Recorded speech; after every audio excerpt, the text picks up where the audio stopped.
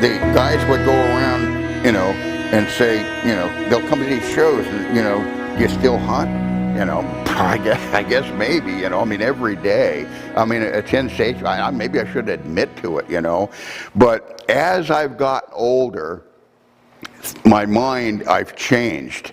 And actually, I'm high mileage now. Yeah, right, But I'm saying, I mean, I used to brag about the fact I could go into a block of timber, whatever, and a couple 100 acres. I could run through it in 5 or 6 hours, and I could pick the best tree in that 200 acres, whatever, in 5 or 6 hours. And now, absolutely, I don't agree with that. In other words, I have learned to slow down. I was pretty good, but I'm talking about I've learned to slow down and look at things different. I would much prefer to walk that same piece of property for 5 or 6 times, say five times for an hour each, in 5 different days, and compare wind directions and which way everything's going and where you're jumping them, and I'm talking off season and so forth, versus walking there one time and disturb it for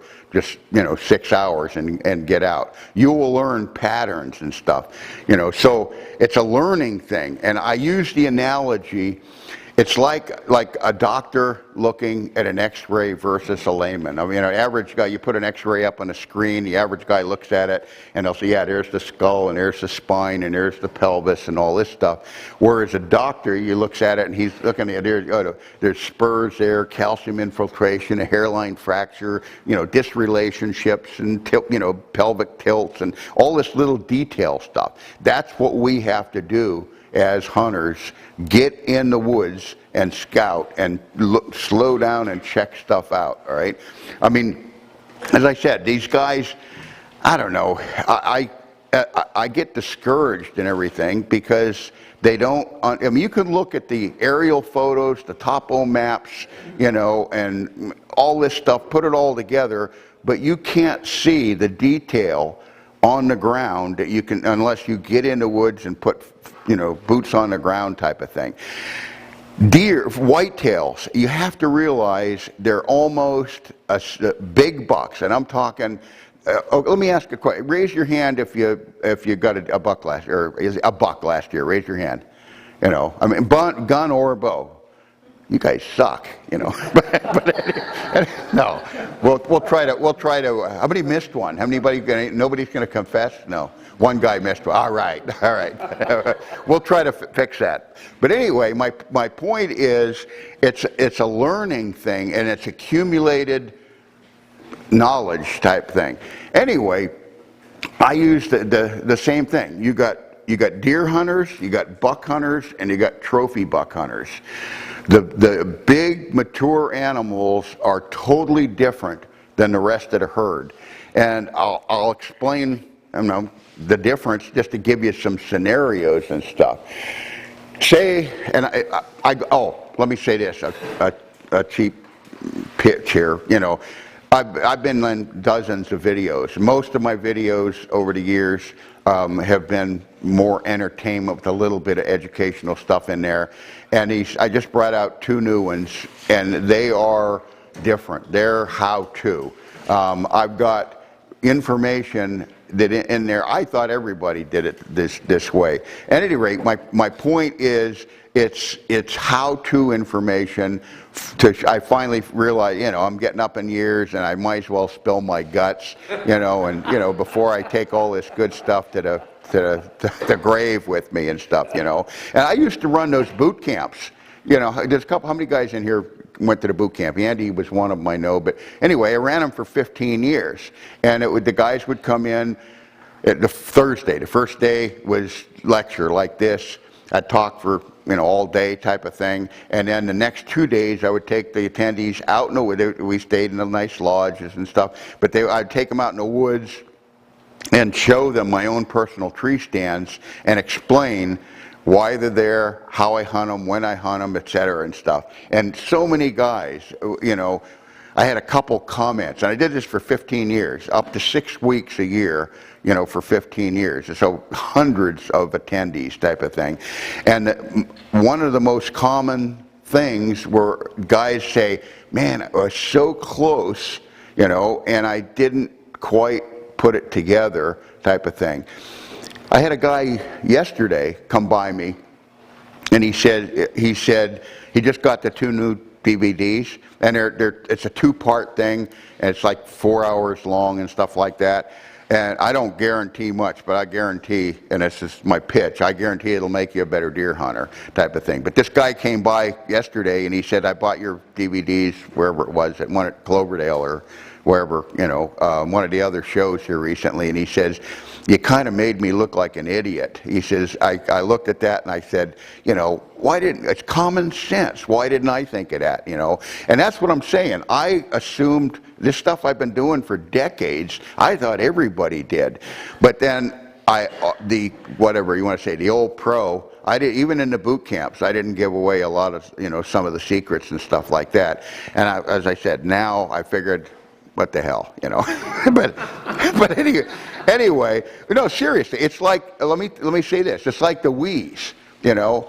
There's one of the DVDs, I can't even remember which one it's on, but I think I know which one it's on. But anyway, there's footage of a buck wheezing, and I took that footage in 1980. It was either 80 or 81. I think it was, I showed it to deer biologists. And again, this was whatever it was, 40 years ago.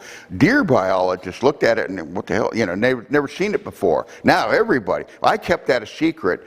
I mean, I studied it and I tested it and, you know, tried it and, you know, that works and this doesn't work. Anyway, with the Wheeze type of thing for, I don't know, 25 years type of thing. And then finally, I figured I better share it with some of these guys. So I went ahead and started, you know, talking about it in seminars and stuff like that. And now they've got, you know, commercial Wheeze calls and stuff like that. But I mean, frankly, and I hope I don't mean to offend anybody here, but you can make the noise with your mouth better, more accurate than they can. The commercial Wheeze call, to me, sounds too dry. It's like just a hollow, you know, dry sound.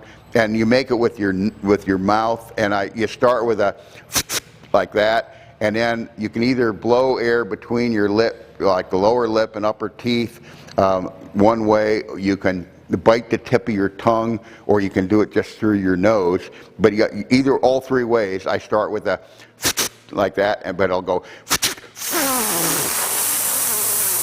draw that out, or that doesn't have the volume, right? Or you can just inhale. You start with the 2, and then go. That's louder, but it's shorter type of thing. When a buck does it, he inhales. But humans, it's easier to exhale type of thing.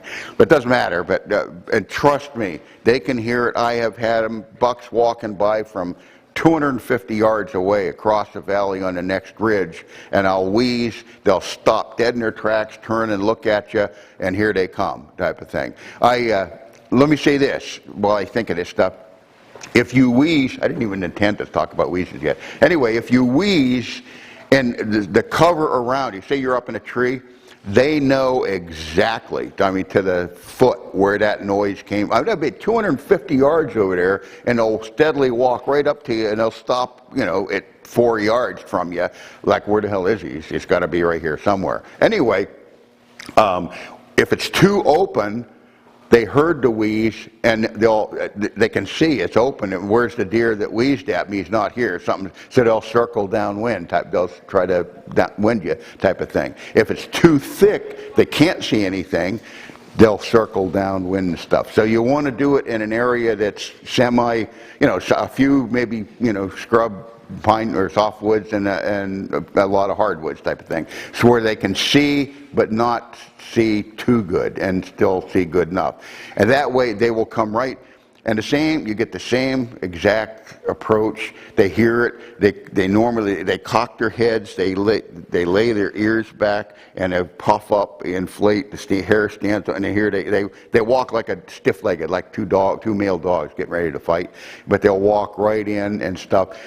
It works best on mature animals. It works best on cruising bucks, lone bucks that are walking, looking for chicks, and type of thing. It's hard. I've done it where I drew a boon, well, that one thing it was a booner, but I drew them away from a doe type of thing, but normally that doesn't happen. It works best on single, lone, mature bucks.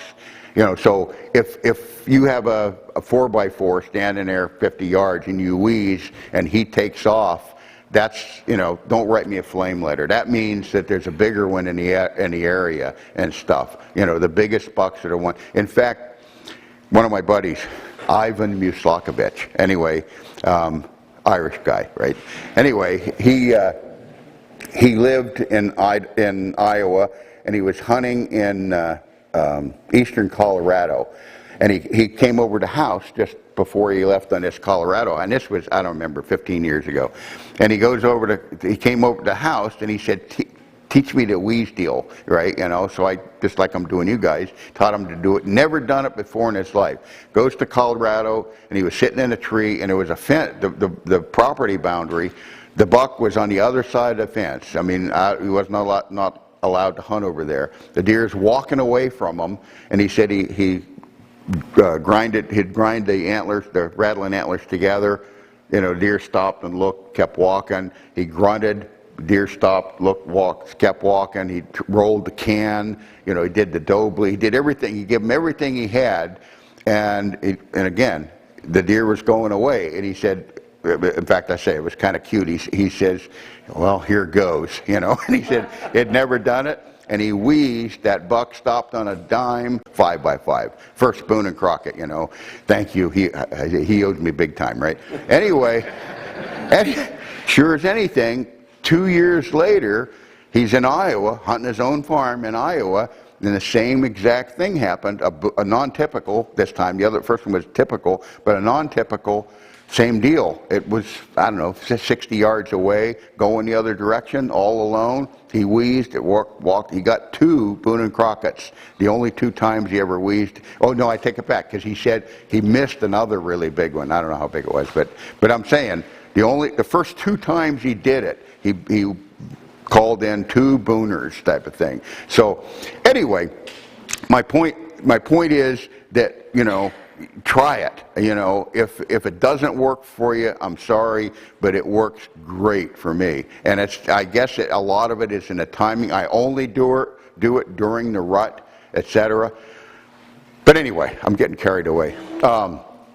As far as bucks being different, how different they are, I use the scenario of and on the DVDs, I got grease boards, and it's a little easier to understand, but I'll try to explain it here. Say you got a ridge going east-west, north this way, south this way, and your predominant wind direction is from the south, all right? And at the bottom of that ridge, the north down there, there's a food source, an alfalfa field.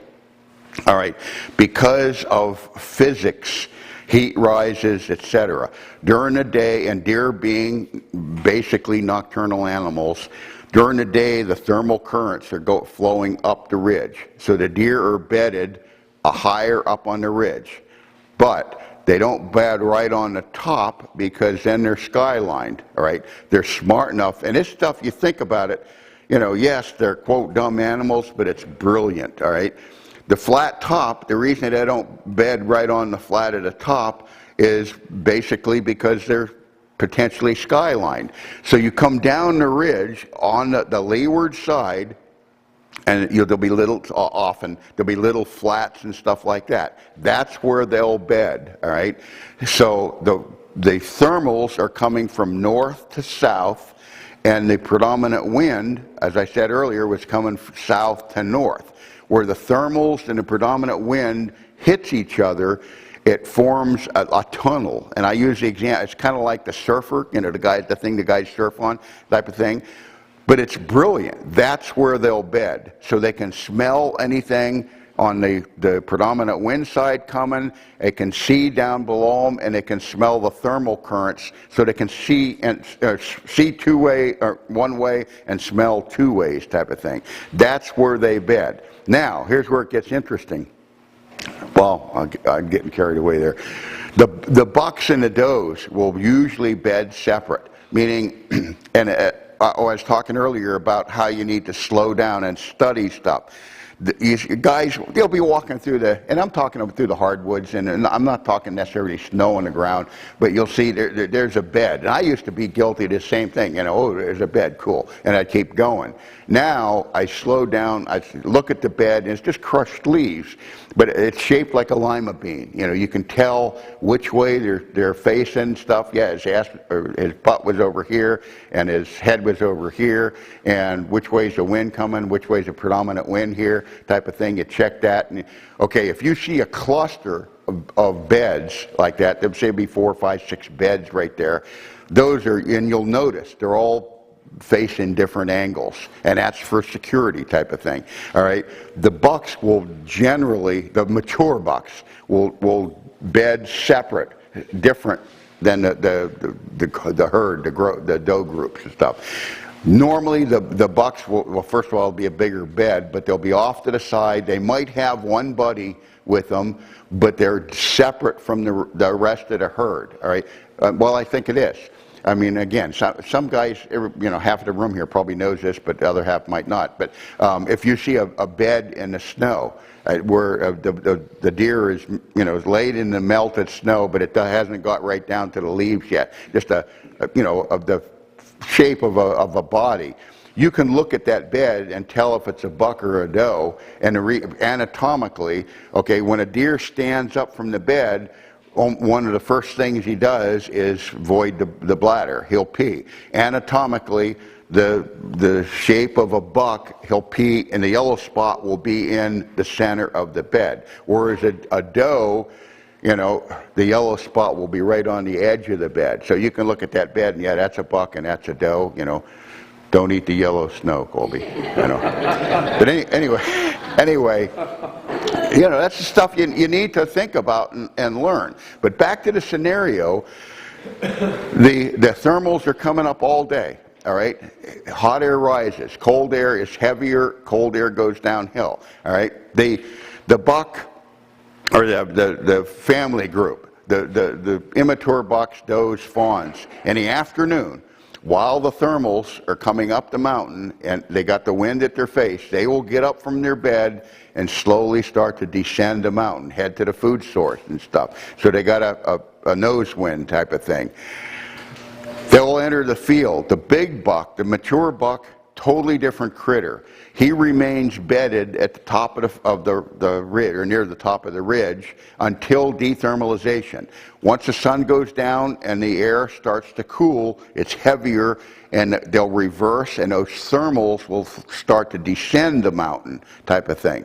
Then he'll stand up from his bed, and again, think about this. He'll start to go down the mountain. Now he's got the thermals at his back and the predominant wind at his back, and the people, why is he doing that? Because he has the rest of the herd standing out in the field, and the food source acting as decoys. You bust one button buck out in that field, and you don't even know the big guy lived there or he's around. That's the reason that he is the last one to usually enter the field just before dark. He'll enter the field like that.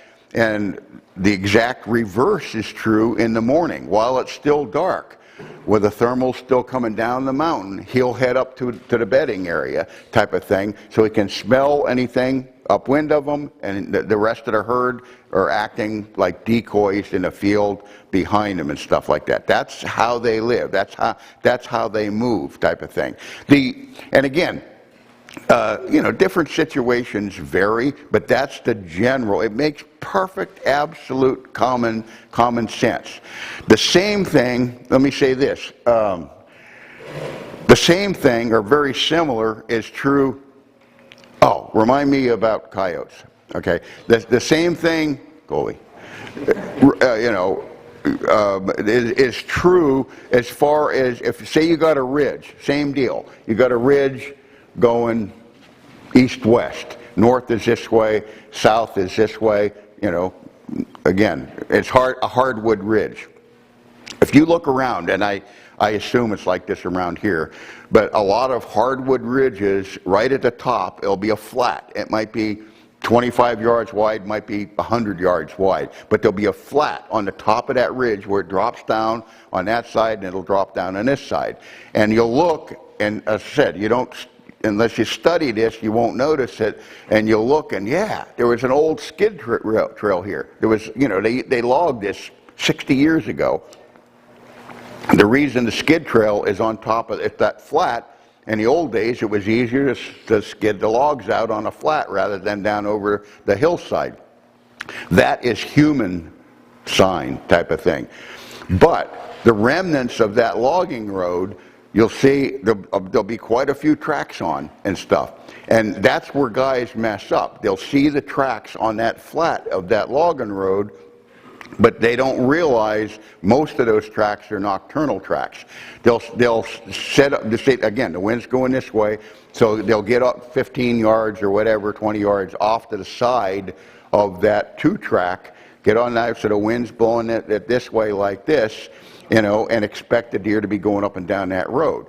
But you think about it, I mean, how many times have you heard it? You know, the guy, I mean, a good hunter, but he just didn't think far enough. He's sitting there, the wind's going this way, all the tracks are right in front of him like this, and oh man, biggest buck of my life, he came in right behind me, you know, damn. I mean, that's because that's where he was supposed to come in, because most of the buck sign will be down on the leeward side, not on the top, but on the leeward side of the hill. The bucks will have a separate, distinct trail, and you think about the logistics of it, right? Again, he's not skylining himself on the top of the ridge. You know, he's down over the side. The predominant wind is coming from the south to the north, so he can smell anything that's upwind of him and stuff. He can see down in the hardwoods below him, you know, so he can smell what he can't see and see what he can't smell type of thing. They will be, so where you want to set up, 15 yards, 20 yards, you know, down from the buck run, not from the top type of thing, you know.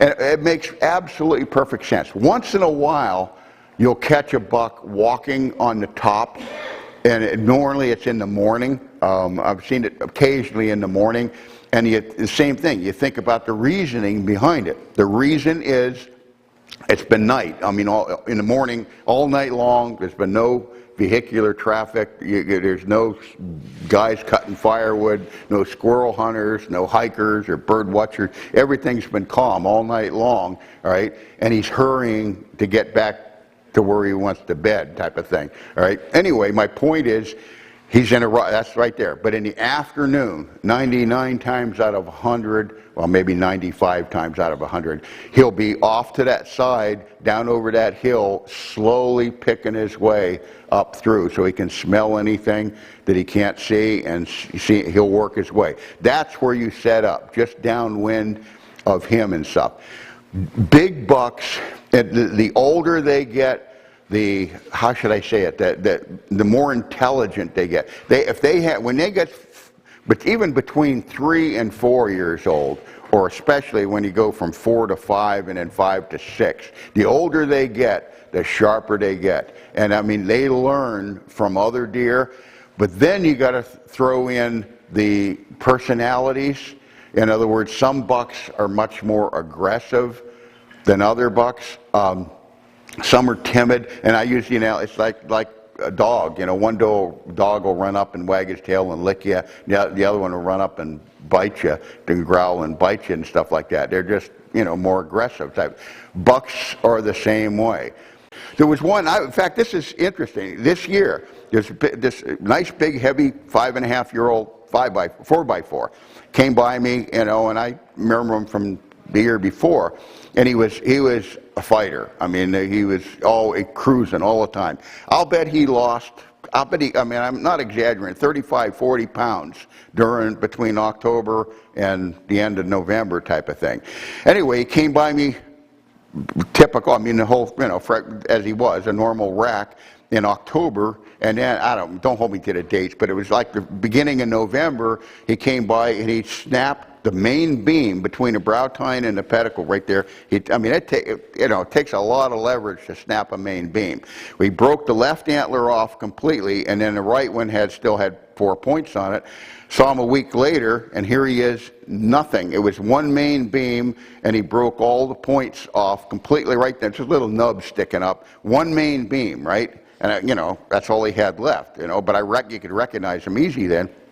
Anyway, the third time he comes by me, in fact, it's on one of the I can't remember, one of the 2 new videos and stuff. I had a little 30-second clip, and I said, this is the kind of buck you don't want to shoot. Not the one I'm talking about, but anyway, I can't remember, it's a little 5x5, but it was a nice up-and-coming 2.5-year-old, whatever, 5x5, and I said, here's the kind of buck you want to make. Don't shoot him. He's going to be a trophy someday. Well, anyway, the one with the busted tine comes by me, and here is his main beam, the whole front half of it looked like it dipped in a bucket of red blood, type of thing.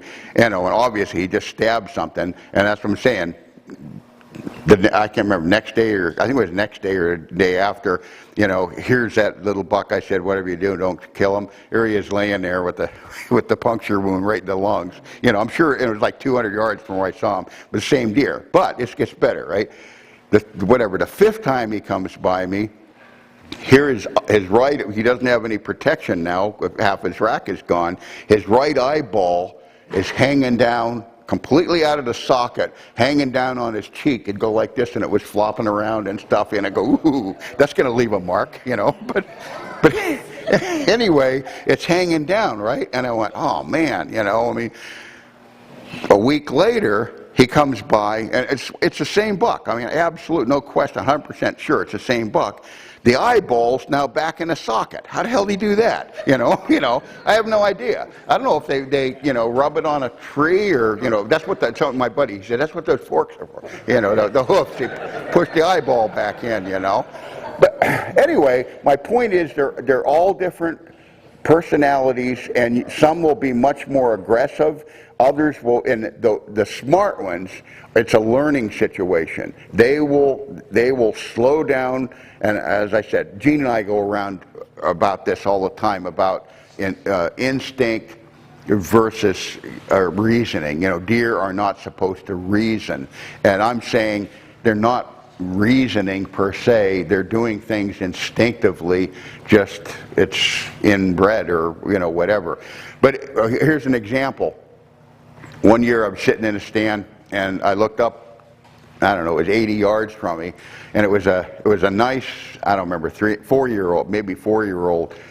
I think it was a 5x4, I can't remember. But anyway, he's like 80 yards away, and he's walking right to me, and the land contour, I was on the little side of a hill that went flat and went right in front of me, and there was strings of scrapes there, and but anyway, he's 80 yards away. This is a peak of the rut, whatever, November 10th, right? Anyway, and here he comes, and all of a sudden he lays down. He lays down, and I like, if a deer's laying there, my buddies, I'll say, oh man, I drew on him 4 times before he busted me. Well, why did you let him bust you? I like, if I see deer bedded, don't disturb them. Watch them. They'll see incoming deer way before you will. I use the analogy with the elk hunters. You got the old elk hunters went in the mountains and the Rockies in a pack train, the cowboy in the lead and stuff. He's got elk hunters, clients with him, but he's not looking for elk. He watches that horse, and that horse, all of a sudden the horse will go, there, you look out there and he looks out there 800 yards and there's a dozen elk running across the thing. Those animals will pick that stuff up. What did I tell you to remind me of? Coyotes. What? Coyotes. Okay. Yeah, don't let me forget. But anyway, okay, yeah, this is some good stuff. Anyway, they'll see something at long range. What the hell was I talking? The eyes. When I was, I was like 8 years old.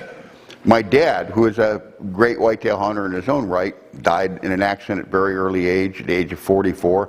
But I remember him telling me, and I don't really know, this is back in the 50s, early 50s. I don't know where he got the information. I still don't know, because there wasn't that knowledge. I talked to avid deer hunters today, and they don't know they don't know this. But anyway, my dad said, if there's a buck standing broadside, or a deer you're going to shoot, standing broadside looking at you, if you raise your weapon vertically and draw right back, you got a chance, right? Or if you give a gun, if, raise it, right up and pop them, you got a chance. But if you try to bring it to swing draw, horizontal, or if you take your rifle and bring it horizontal, they'll bust you every time. So I started testing it and stuff like that, and he was absolutely right. Anyway, then I started researching it, and it's because of the rods and cones in a deer's a deer's eye. Yeah, right, I'm close. I'm tired. I got up 4 o'clock this morning. Anyway, the rods and cones in the deer's eye, the rods detect motion and light. The cones detect color and high resolution stuff. And you think about why. In other words, a deer is a prey animal, a predator. All the predators, the coyotes, the wolves, the cat, the bobcat, the mountain lion, they all come in horizontal. So their eye is able to pick up that horizontal movement as a protective defense type of thing. Let me say this now before I forget this. And I'll ask, there's a couple guys, I don't know if you're here tonight, we were talking about it today at the booth, but if you're here, don't ruin it for everybody else. But for years, I thought, how many guys in here have shot or seen deer, bucks, whatever, with split ears? They're very quite common. I've killed several of them, right? But they have split ears, and I always thought it was from them fighting, or when they were young and they were sliding under a fence or whatever, and catch it on the barbed wire or whatever. That's what I always thought, type of thing. Anyway, here was it the year before last. I'm sitting in this tree stand, and it was little Forky comes in, and he was like 30 yards over here, bedded down. Like I said just earlier, I'll study him, don't spook him, I'll watch him, type of thing. And he's laying there, head up, and his eyes would close like that, and he'd open up, and he'd look around, and his eyes would close. He was sleeping, just catching, a few nods and stuff, but nothing was moving except his ears. And I just happened to look at the perfect time. I looked at him, and this owl comes flying in, grabs this Forky's right ear, the death grip with the talons, the Forky freaks out and he goes this way, and the owl freaks out and goes this way, split the ear, And I'm sure that, other things happen in the woods, but I'll just about bet, that a lot of them are caused from owls, type of thing, So you heard it here first. Let me tell you the coyote thing before I say the coyote thing. Same thing. No, wait a minute. Well, is that guy here that was showing the movie last night? Okay, anyway, I can't remember if it was on that one film last night, but I saw it just recently on TV. And they always say the same thing. They say, that coyotes and stuff will bring down the old and the sickly and stuff, whatever, the weak type of thing. Bull. I'm totally convinced, and I'll tell you the reason.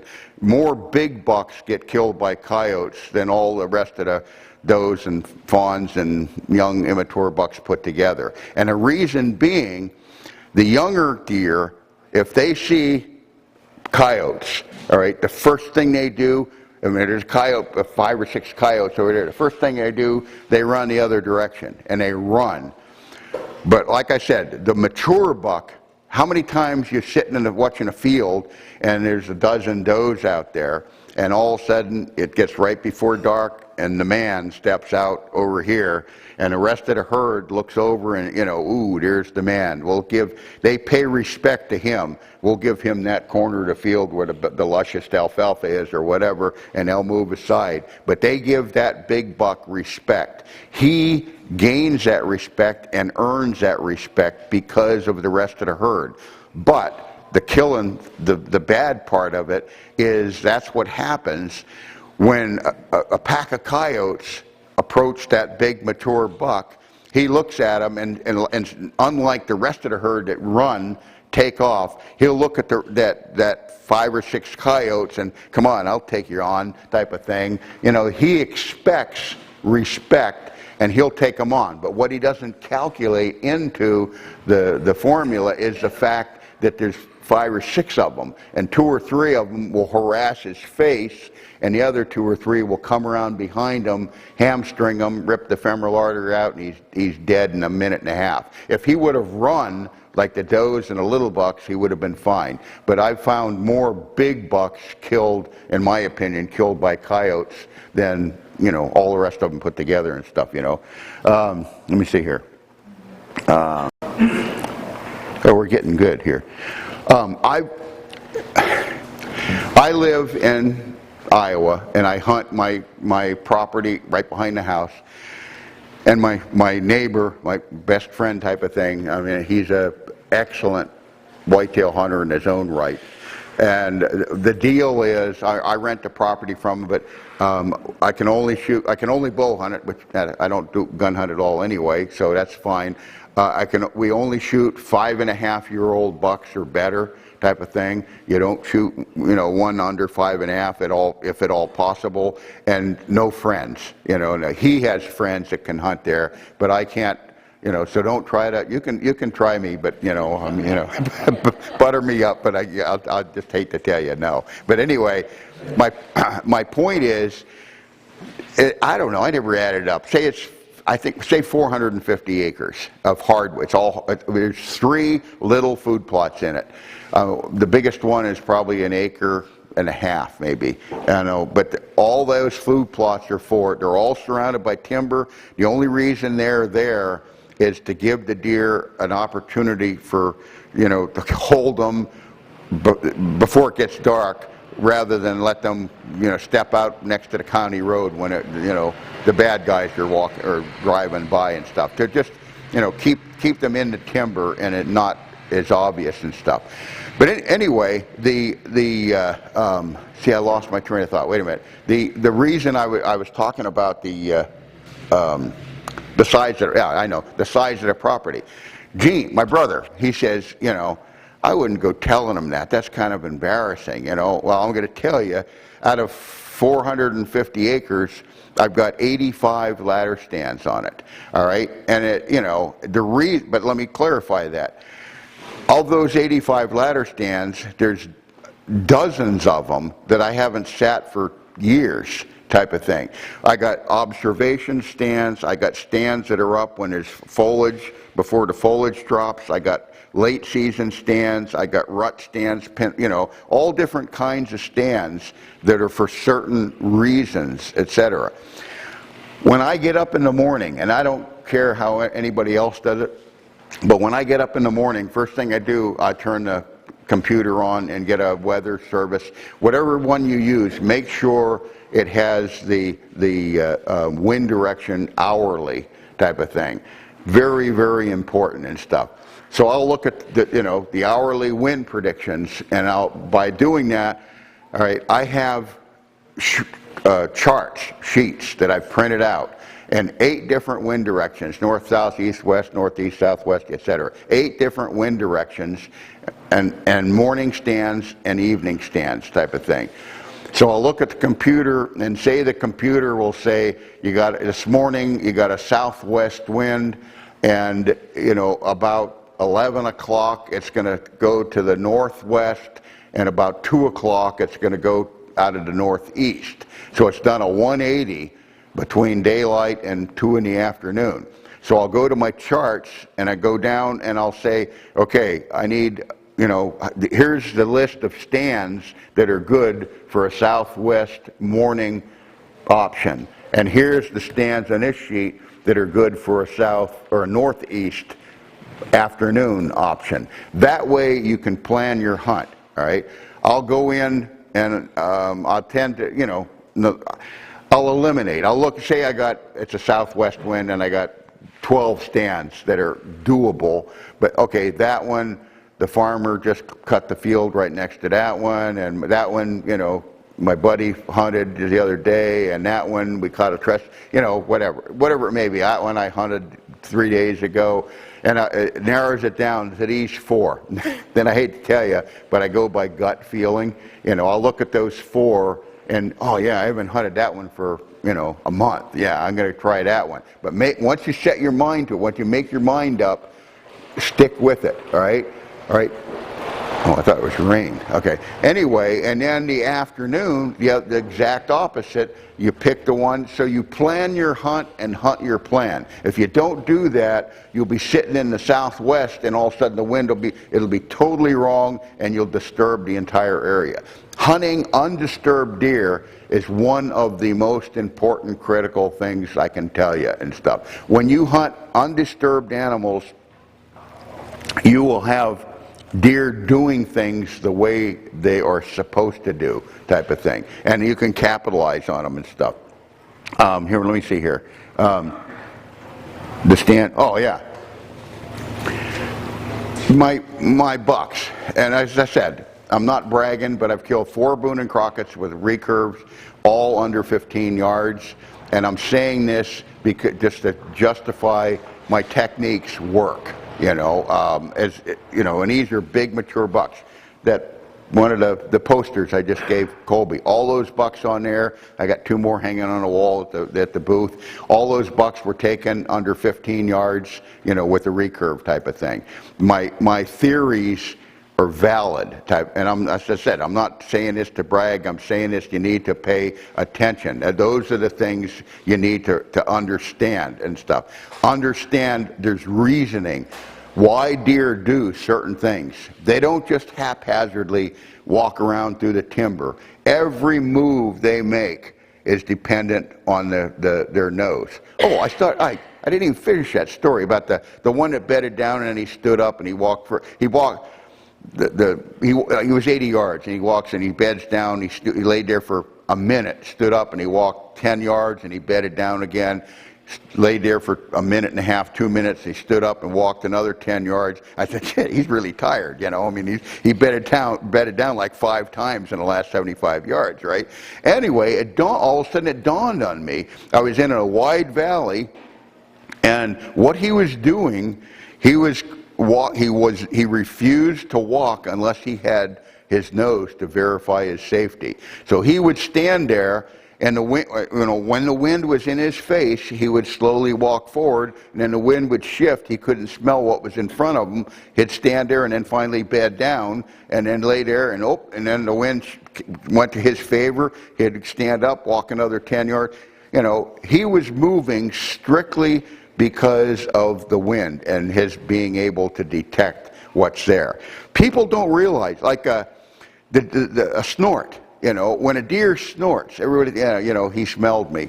Well, maybe and maybe not. But what a snort, the function of a snort is to clear the nasal passages of mucus. They're full of.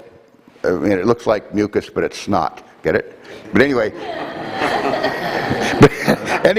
Anyway, he'll blow the snot out of his nose, which clears the nasal passages, but what he also is doing is moistening the orifice. The opening of the nose, it will have moisture on it now. A moist orifice will pick up scent molecules way better than a dry nose. I mean, how many times you sit there and you see a buck licking his nose? That's what he's doing. He's moistening the orifice to pick up the molecules. We as hunters, guys don't realize it. We don't, again, it's like we're in a different league. I mean, we don't realize the accuracy and acuteness of a deer's sense of smell. You can walk by, I've done it, I've witnessed it, where, you'll walk by a bush, and I rubbed up against it, and 2 hours later a doe will walk by and walk up to that bush, and I mean, they smelled you walking, just walking by it.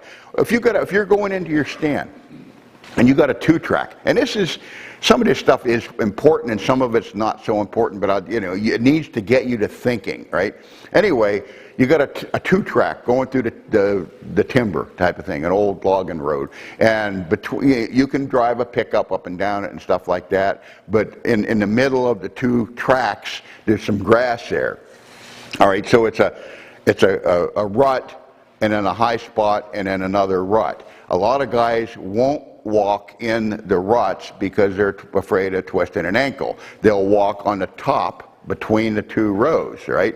All right, but there's knee-high grass in there. You're permeating that grass much more so than you will be if you're walking in the rut itself. But the same thing. Say the two-track is going east-west, north this way, south this way. You got a south predominant wind coming across like this, right? If you walk in the left rut, right, and the molecules, the mist, I say it's like a mist. The molecules from your human scent will drift downwind and permeate the other track. Whereas if you walk in that track over there, the wind is carrying your scent off of the trail, and a buck can walk right down this track and he doesn't have a clue, you know. The scent, and Smokey, you know, he can verify this, you know, when a deer follows, you know, you can put the whatever, doe and heat on a scent rag and pull it behind you and stuff like that. A lot of guys, I see guys, they'll tie it to their boot, you know, type of thing, and they'll walk in and they'll drag the scent right behind them and stuff. I mean, just to be on the safe side, I'll cut like a willow whip. It's 10 feet long, yeah, and tie your scent rag on the end of that and drag it so your scent drag is over there 10 feet type of thing, and not where. And that's the difference. Where you can walk just. I mean, elevation changes, you can just walk feet one way or another and get away with it, where you're completely blowing the situation if you don't do that and stuff. I remember one situation, I was hunting in Nebraska, and I was from Montana. There was this one place that the terrain, it looked exactly like Nebraska. I mean, if you just blindfolded me, took me in there, I wouldn't have known if I was in Montana or Nebraska. It looked identical, right? But it was dry creek beds. I was near the river, and it was all, you know, flood plains and stuff like that. And it was sandy soil. And no, I can't remember which one it was. Yeah, Nebraska. All the deer that were paralleling that creek, that river, were down in the river themselves. The exact same appearing terrain in Montana, all the deer were on top of the shelf above the creek, the dry creek bed. The difference is that the deer in Nebraska that were down in the creek, they were, in other words, they could just barely see over the horizon of the flat up on top. So they were out of sight, out of mind, and they can still see up on the flat. Whereas in Montana, those deer walking down in the creek, it was this high, they couldn't see up over it. So because they couldn't see there, I mean, 1 foot of elevation change made the deer shift their movement up on the top rather than in the bottom. So he is, you know, set up accordingly. I got to tell you this one. Biggie Hoffman. I walked around for like, I don't know, 2 hours. I knew the country pretty good, but I walked around for an hour or two, right? And then I went and I got him, and I came back and I said, that tree right there. You know, and he says, why? And I said, I ain't going to tell you. You know, just trust, you know, trust me. Put your stand in that tree and shut up. I got to go get my stand, right? So he does it, right? The next morning, and I said, put it that way, face it this way. The buck's going to come over here. He's going to walk right down in front here. Perfect when you're going to nail him, okay? You know, the next morning, he climbs in the tree. You know, I don't know, it was early. It was like, I'm going to say early. It was like 10 o'clock in the morning. He shot the biggest buck of his life, 166 or something like that. I mean, a giant, you know, beautiful stud whitetail, you know, and he called, you know, how did you know that? You know, I can't tell you this, you know, but, you know. Anyway, he kept digging and stuff like that. And I says, all right, okay, I'll tell you. And I said, look at the tree line up there. And it was like a bowl, and you could see up the tree line, the sky line, and it was a pasture. It was hardwoods, and it was a pasture on the other side. And then past that, over the horizon, there was a finger that came out. And I pointed up, you know, through the hardwoods, and I said, what do you see up there? And he says, trees, you know. And I said, no, look careful. What do you see? And he says, nothing, just trees, you know. And I said, okay, I'm going to point it out so you understand it. I said, follow your eye right along the horizon, and you get right to there, and you'll see, and it was probably 15 feet wide. There was a little dip, I mean, not a foot lower than above, left or right of it. Instead, I see that little concavity right there, and he says, you're not telling me that they're going to all walk just because it's a foot lower, you know. And I says, no, come here, come with me, right? And we went up, and I said, look at this now. You go up over the horizon on the other side, and there's a finger that came out to a point with trees. So the deer would crossing from A to B, that finger was maybe, I don't know, 30 or maybe 40 yards of brush and trees coming off the point. And I said, they're coming, think about where they're coming and where they're going to, and you'll see that's the closest place from A to B for them exposing themselves across that pasture. And it was only, I guess, I mean, 70 yards or something, but they shift their movement from point A to point B. They cross that pasture, and then once they got in that little dip, they would come down, and I said, look at the lay of the land, how that bevel kind of comes down and it swings over this way. It's going to give you a perfect wind. And I says, you know, and he says, I'll be damned. He says, how do you do this stuff? You know, I mean, just, you know, I mean, he really likes me now. But But anyway, it was pieces of the puzzle. When I'll take, and same thing, got a couple things. I'm getting carried. How much time we got? We got plenty. All right. Anyway, I'll say to guys, you know, why did you pick this stand? You know, I don't know, it was a cool tree, you know, whatever. You know, you should be able to pick out a dozen reasons why the tree you want is the best one in the area and stuff. And I've said it 100 times, I would much rather have a mediocre tree in a great spot than a great tree in a mediocre spot type of thing. But I will shift. These guys say, you know, again, all those bucks I shoot are 10, 12 yards, you know, under 15 yards. How do you do that, you know? I shift their movement a lot. On that one video there was one example that I used that you look out as far as the eye can see, as far as, I mean, on the next horizon, all right, there's a cornfield in the video. It's a cornfield, right?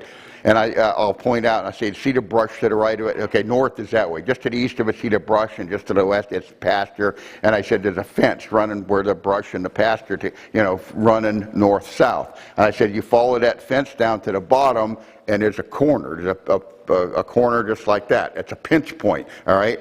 The predominant wind is coming from the south. The deer are going from the food source, and there's a finger, a couple, three actually, fingers of brush. So the deer are being pinched between the cultivated crop to the fence corner, come down, they cross the fence in that pinch, in that corner, they come down, they cross the creek at the easiest place for the animals to get across this creek bottom. Then they catch a finger that goes up the thing and up the ridge like this.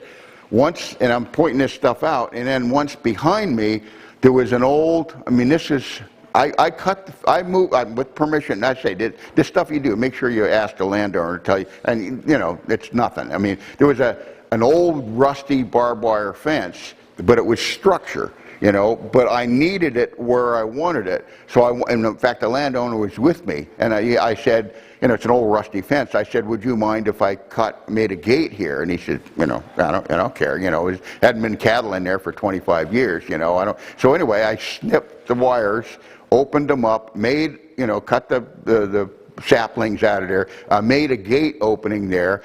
The reason I picked that is over the ridge behind me, there was an old farm pond, and it's not, I'll bet it's not 40 yards wide, but there's a water hole. I mean, you know, an old farm, it holds water. So it's a water source type of thing. The deer will go around, you know, the edge of it type of thing. So that's what I'm getting at. And then they'll go past it and up on the ridge on the south and lay bed there facing this way type of thing with the wind at their back. Everything fits together, but there was like 12 things in a line type of thing. Let me tell you this, and as I said, I cut that thing 20 years ago, and you know, it's perfect type of thing. Anyway, that buck I got in 2011, 190 and an eighth, right? I missed him 2 years before that. and there was a little horizontal inch branch going down right down the body, and I knew if I hit below it, just close, I might hit him too low. I had to just kiss the top of that limb. I kissed it all right, and it went up, type of thing. But anyway, I missed him. In fact, I named him Hurley because right then I felt like hurling, right up at the air. But anyway, I missed him. So then I had, so the next year he was going to be my prime target and stuff. I wanted him. And as one thing led to another, I was in another stand, and this buck that I had passed up 2 years. I passed him up when he was, I'm going to get my things there.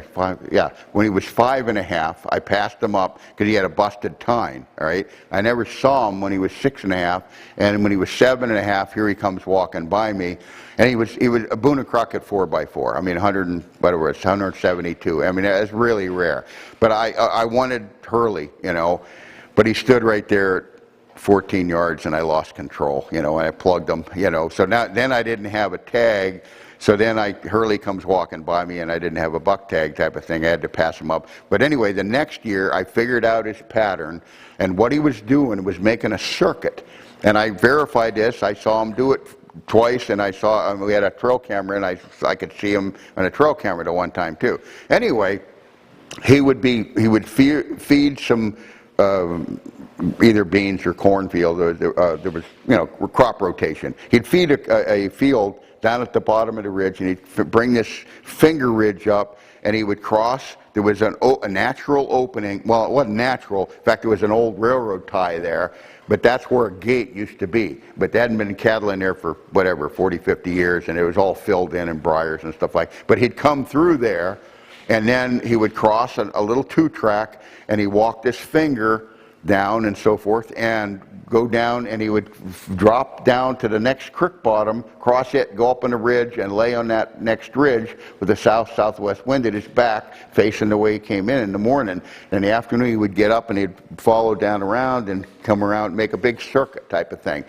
Well, I went in, and I wanted to pinpoint, and this stuff is good learning stuff, but I wanted to shift his movement to where I'm, like I say, I can't remember what I told you. I got 12 screws and 2 plates in this arm, and I'm all busted up and stuff. I can't shoot like I used to be able to, so I set my shots up for 15 or 12 to 15 yards. I like 12-yard shots. But my point is, where he was coming through, the only decent tree was, I don't know, 20 yards or something like that from, the stand. And it wasn't a great tree, but it was in a great spot type of thing.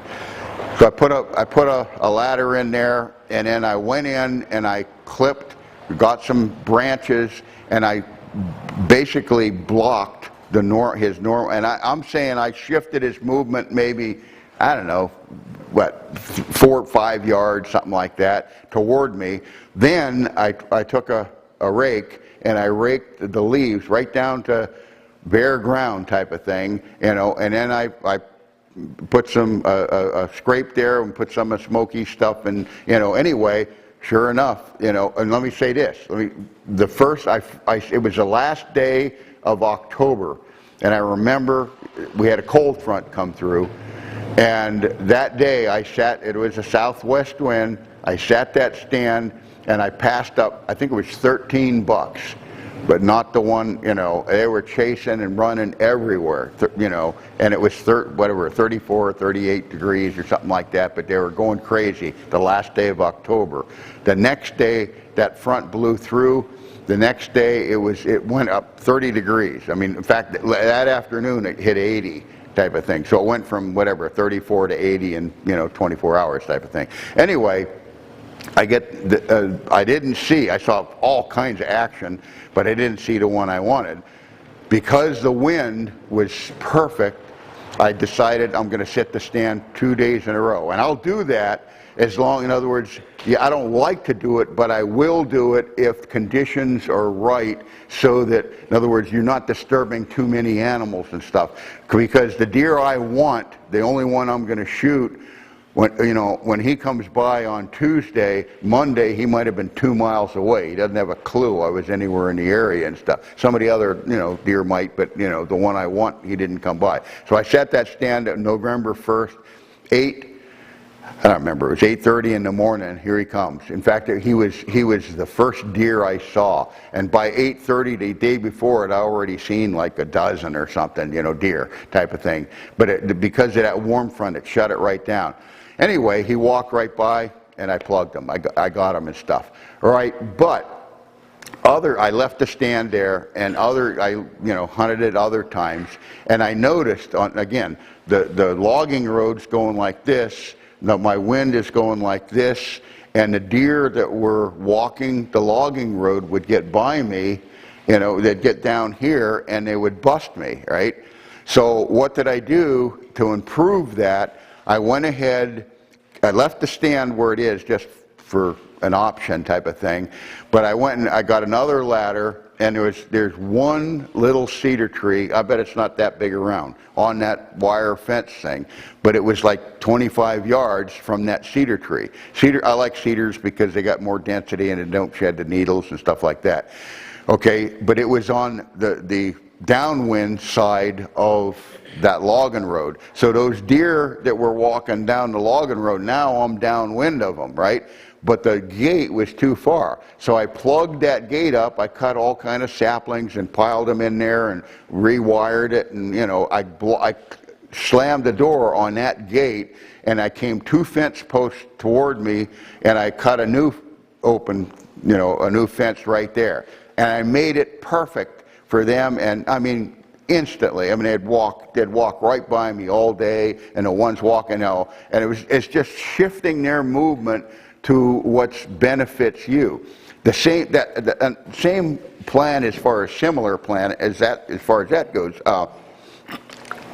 If you, like I said, on that downwind side, a lot of times you'll have saplings where they take the canopy off, and then the logging, and it'll fill, and be a thicket there, and then it drops down into the hardwoods. Way back a long time ago, they didn't like logging on the hillsides and stuff like that. So the bucks, the same scenario. South wind coming this way, they're going from west to east type of thing, and their wind's coming across like this, all right? The only good tree, and this is a scenario, I killed a really nice buck out of that tree. There's this one tree there, it was it's got struck by lightning.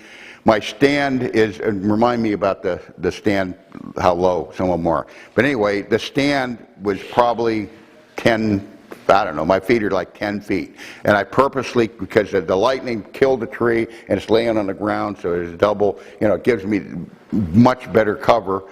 Plus, there's no more tree. I can't get any higher, right? But anyway, I put this ladder in there, and the main deer travel pattern was about 25 yards from the best tree. And I say, I'm a 15-yard guy, all right? So, I go in, and this is all pre-season, like in September, our season doesn't open the 1st of October, but I'll do it, in the summer, September or whatever. But I want to shift their movement. The feeding's this way and the bedding's this way. I want to shift their movement 10 yards, towards me type of thing. So here's their standard trail right here. And my tree's over here 25 yards from the trail. So I want to shift them over 10 yards towards my tree.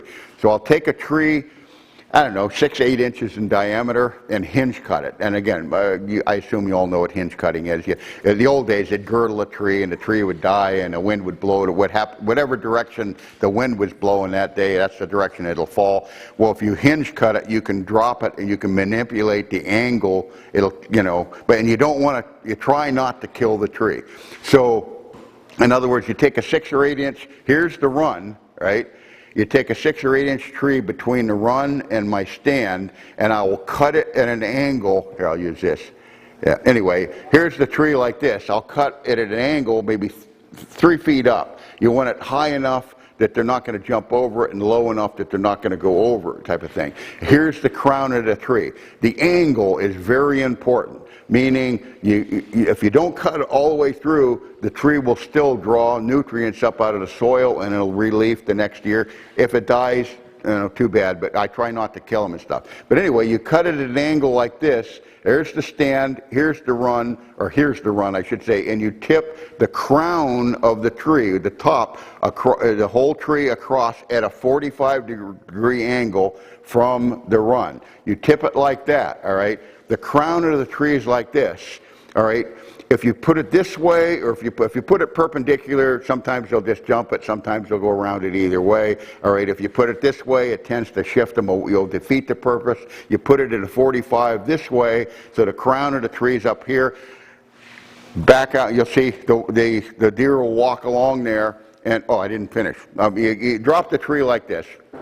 All right, then I go toward the stand, and I'll take my a hoe. I use a hoe, not a rake. I've tried the garden with the stiff teeth, and they pick up leaves. You got to clear leaves off it, and the one wimpy ones that you rake your lawn, they're not enough heft to them. I use it's called a garden hoe, I think, and it's got 2 prongs, and it's the hoe part of it's, I don't know, probably 5 inches wide, and you can turn it sideways and use it, like a regular hoe type of thing, but that works excellent and stuff. But I'll go after the tree is down, and I'll go between that down tree and my stand, and I'll rake the leaves right down to dirt, bare dirt and stuff, and go around it and stuff.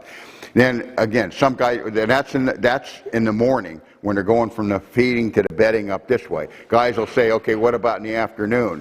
You can do the same thing on the other side of it, to shift them that way. So you want to, but basically what I've done, I've shifted their movement. They get a visual. Here comes the deer from the feeding going to his bedding grounds, and the trail that he's walked for his whole life, all of a sudden there's a tree down across it and stuff, and a tree down, there's a run right there. They'll go walk right to your run type of thing, and he'll walk right by it 15 yards or whatever you want him to be, instead of, and that's not cheating. I mean, that is just smart hunting. I mean, in fact, it's good for the sport, because most guys are better shots at 12 or 15 yards than they are at 25 or 30 yards type, especially the traditionalists. So you want to shift their movement where you want it.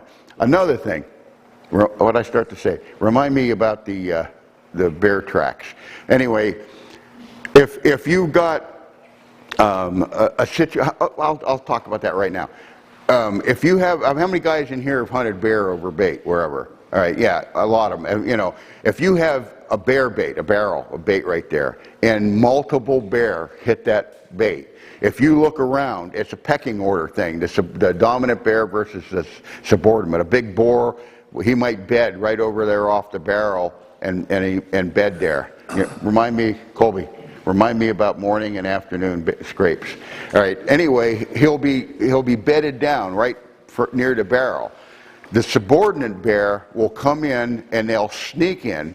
If you look, you'll see distinct pad marks where the bear places his right foot, left, to quietly enter that bait barrel, because he knows if he just walks in, the big boy, the man, might be bedded right there, and he'll get his butt whooped type of thing.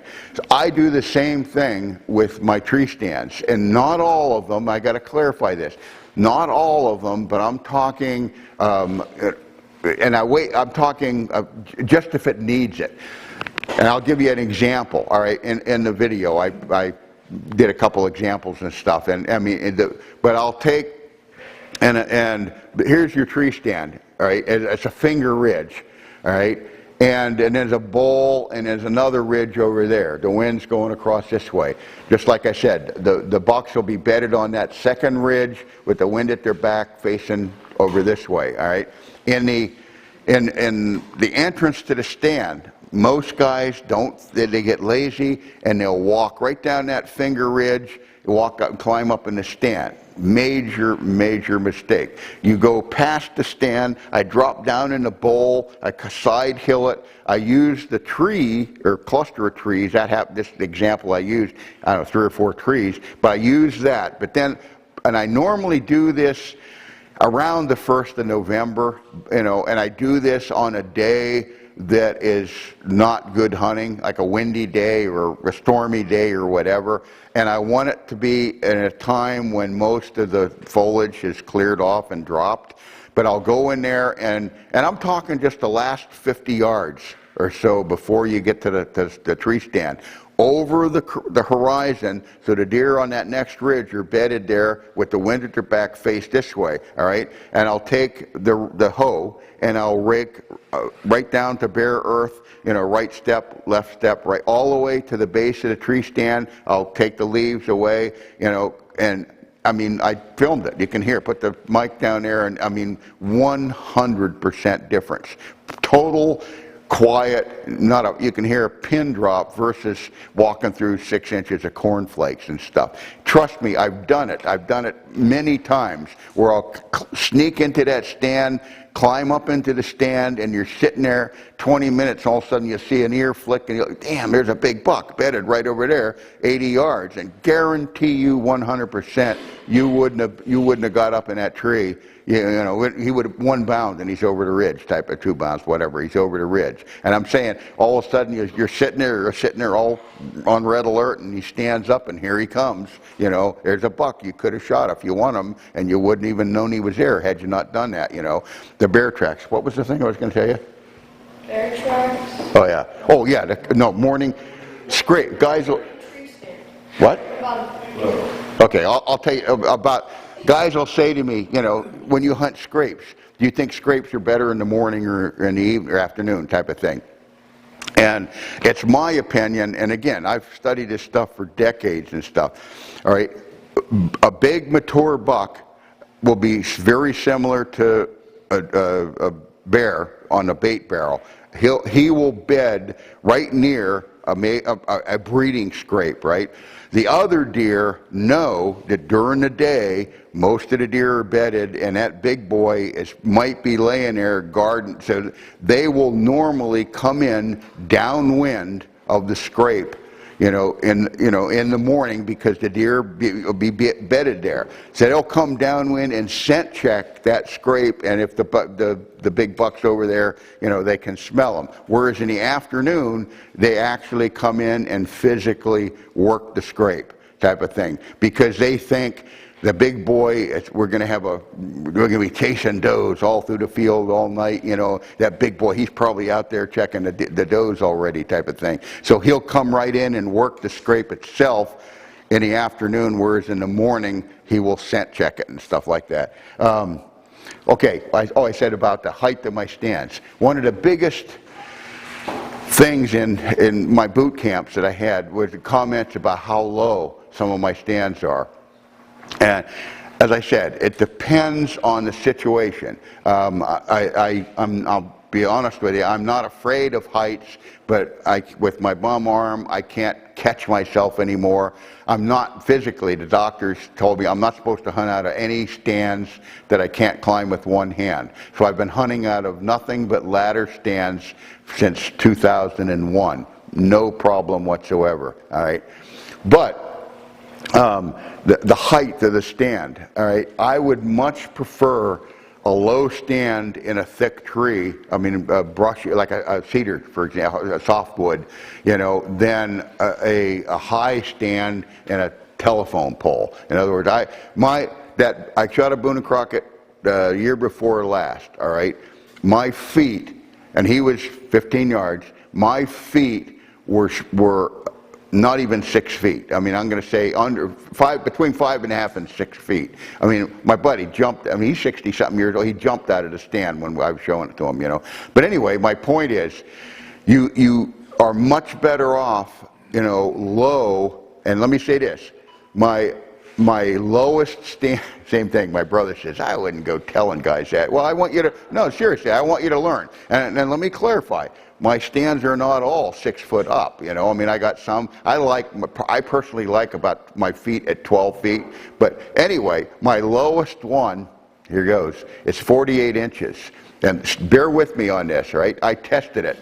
It's a single little cedar tree, that big around, right on an old rusted fence, but it's not the, you know, no problem. But it's right on this fence line, but it's in the right spot. There's a big cottonwood behind, it's down, and the deer funnel by it. I went in and tested it. I stood there 2 different days with a ghillie suit, stood on the ground with my back against that little cedar tree, and it was morning stand, and here comes, I don't remember, half a dozen, 3 deer and 2 and then a single or whatever. But the deer all walk by, I don't know, 12 yards, you know, and I'm standing on the ground, ghillie suit, face mask, the boonie hat, the gloves, the whole works, all right? And those deer would walk right by at 12 yards, they'd get there, and, you know, they'd turn their head and, you know, and they'd blow up and, you know, haul ass, right? I mean, 3 different groups of deer, right? This ain't gonna work. But I took a ladder stand, bear with me, took a ladder stand, and I took the top section, which my feet, I measured it, it's 48 inches high. You know, my feet are at 48 inches. I stood on that, whatever, a week later, in fact, probably the same deer, you know, they come walking, and they look at, you know, didn't pay any attention to me whatsoever. The difference is the light sensitivity or light intensity. They can, when you're standing on the ground, I don't care how camouflaged you are, you're a solid. There's no light going in you. You get 4 feet off of the ground, and they can see daylight underneath your feet. And if they can see daylight, no sweat. I mean, it's night and day, 100% difference in stuff. You heard it here first. But anyway, my point is, and you can use the analogy, how many guys, you know, you'll put a pop-up blind in a field, and, you know, turkeys will walk, you know, the next morning they'll walk right by it. You know, you put a pop-up blind in a field, and the whitetails, you know, they shy away from the area for weeks, type of thing, till you know, they get used to it and stuff. Night and day difference. But anyway, the height of the blind. Okay, here's another one. I thought everybody did this stuff. A good tree, a decent tree in a good spot. And it's a single tree, but it does have branches going up here. You need to add cover to it. All right, how you do it? You put your ladder up or stand or whatever, and then you go to a tree 6, 7, 8 inches in diameter, and you hinge cut. Here's the stand that your tree's in. You hinge cut this one, all right, tilt it, maneuver it to where you can tilt. I use a handsaw so you can use a chainsaw too, but just don't cut it. I try not to kill the tree. Anyway, I'll hinge cut the tree here like this and tilt it towards your stand like this, so the crown is right there. You do another one this way, tilt it this way, the crown is right there. Another one over here, tilt it this way. So it's like a teepee. You got your stand and a tree in the middle with your ladder in it, and you got 3 trees that are crowned all right in a big clump right around your stand. Perfect. Then you climb up in the ladder, take your pruners and clip it out and stuff. Try not to kill the tree that you bend in, but even if it does die, don't worry about it, because then you can bring in, like, you know, cedar limbs, or the next year, the skeleton of that tree you cut is still going to be there, and you can add stuff to it, right? Here's another thing. I mean, the same deal. Guys, I've been doing this for years, and I just thought everybody did this stuff, but artificial Christmas trees, all right? If you need to add cover around your stand, right?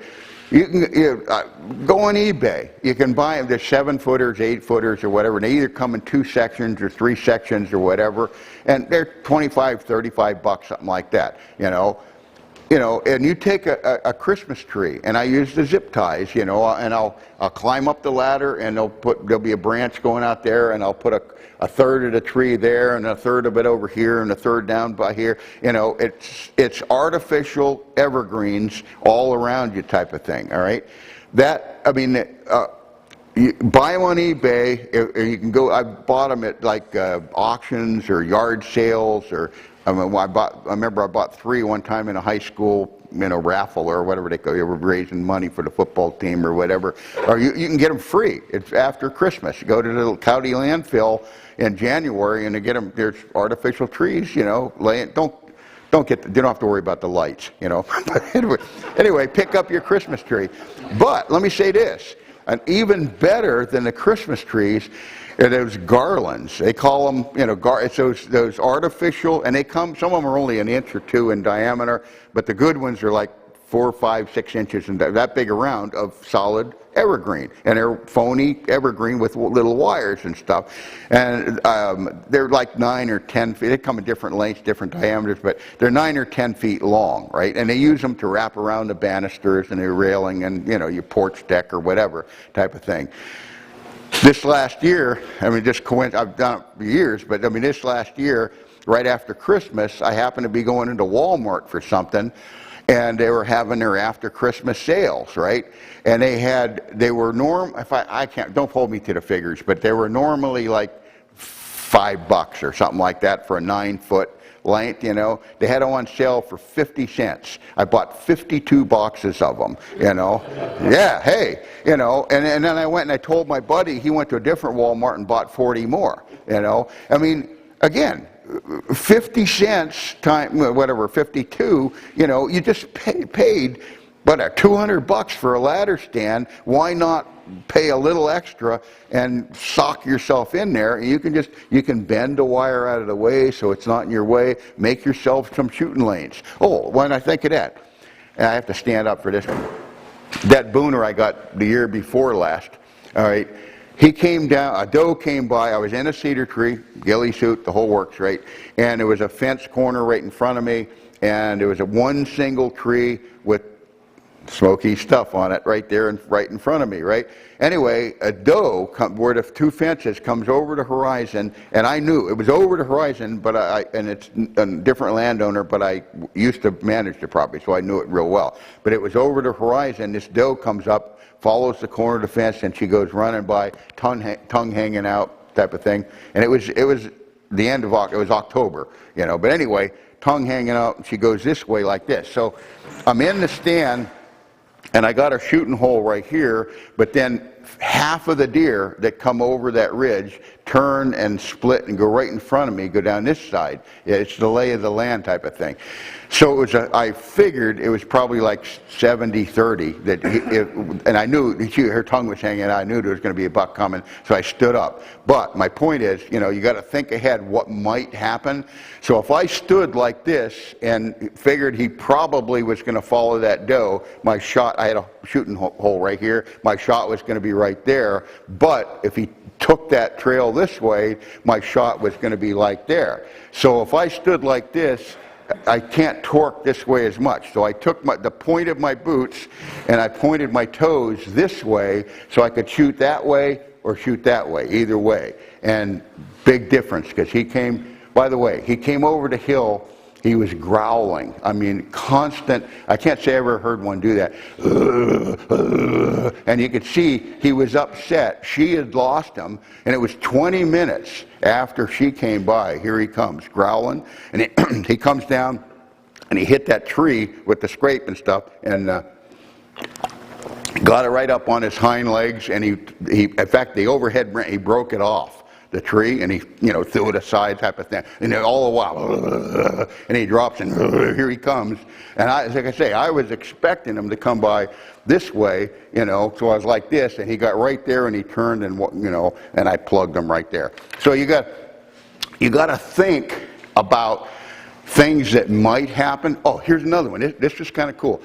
When I was guiding in Montana, I had 2 clients. One guy was from Idaho, and the other guy was from Florida.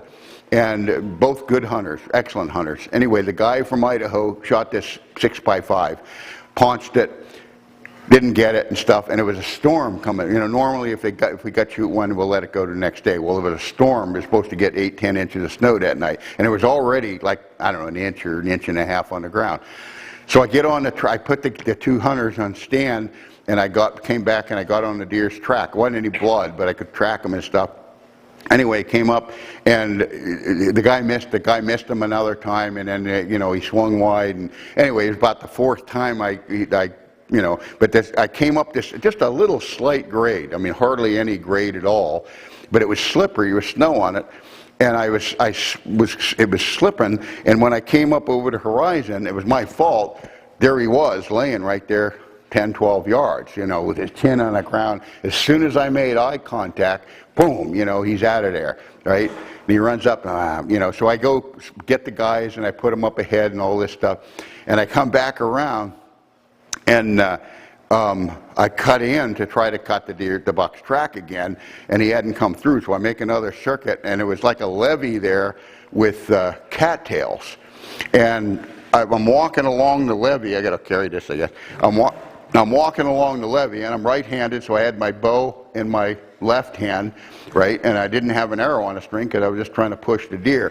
And I'm walking along like that, and I look over, and not 10 yards from me, here's the buck laying in some cattails. He's got his head or his chin right on the ground watching me, right? And I knew just minutes before, as soon as I made there's no way, if I would have made eye contact, he would have bailed out, right? Anyway, I look at him out of my corner of my eye. I reached over and took an arrow out of the quiver and put it on, and all I did was slow my pace, and I just slowed down, took an arrow out of like this. This is important. If I would have turned this way and tried to shoot him, he would have bailed, right? So you turn the opposite direction. So I'm looking like this, and I went around this way and walked backwards, pinned him right to the ground, right?